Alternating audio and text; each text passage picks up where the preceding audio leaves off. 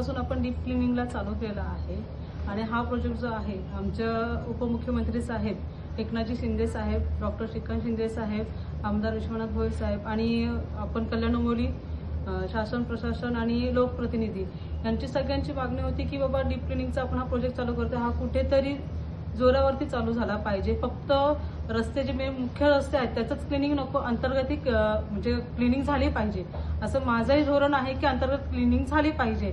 आणि आज मी जेव्हा राऊंड मारायला गेली मला बघायचं होतं की कसा प्रोजेक्ट करतात आहे। जेव्हा मी बघितलं तर प्रोजेक्ट म्हणजे ते क्लिनिंग करतात आहे, पण काही ठिकाणी असं झालं जे दुकानदार आहेत ते दुकानदार घंटागाडी येण्याचं ते बोलतो आम्ही वाट बघतो, जेव्हा येईल तेव्हा आम्ही करू, तर ते नाही। मी त्यांनाही सांगितलं अधिकाऱ्यांना की घंटागाडी येणार, तुम्ही एक टायमिंग ठेवा, त्या टायमावरती ती गाडी येणार तेव्हाच तुमचा कचरा बाहेर आणून ठेवायचा। हा कचरा मला बाहेर नकोय। जेव्हा पब्लिकसाठी जातो, जो फुटपाथ आहे तो पब्लिकला यूज होतो आणि जो कचरा बाहेर ठेवला जातो त्यामुळे ती दुर्गंधी पसरते आणि ते जे भटके कुत्रे असतात तेव्हा ते कचरा बाहेर हे करतात। त्याच्यामुळे मी त्यांना सांगतो जेव्हा घंटा गाडी येणार म्हटलं तर मी तुम्हाला 5-10 मिनिटाचं अजून त्यांना सांगेल की थांबत जा जर वेळ लागत असेल, पण ती डीप क्लिनिंग मला ही स्वच्छता परिपूर्ण पाहिजे। हा माझाही एक ड्रीम आहे की ही व्यवस्थित डीप क्लिनिंग झाली पाहिजे, पूर्ण शहरासाठी आहे।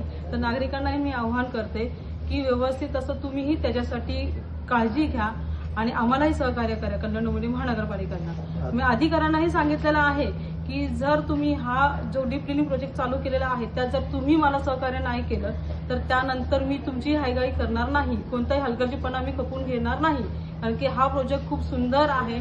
शहर स्वच्छ झालंच पाहिजे हे माझंही धोरण आहे। जे स्वच्छतेच्या बाबतीत घर स्वच्छ ठेवते मी, माझी महापालिका स्वच्छ ठेवते, तसंच माझंही शहरही सुंदर राहायला पाहिजे।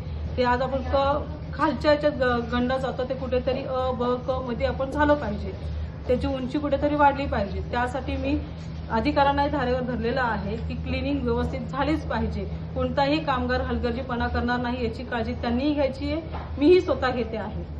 धन्यवाद।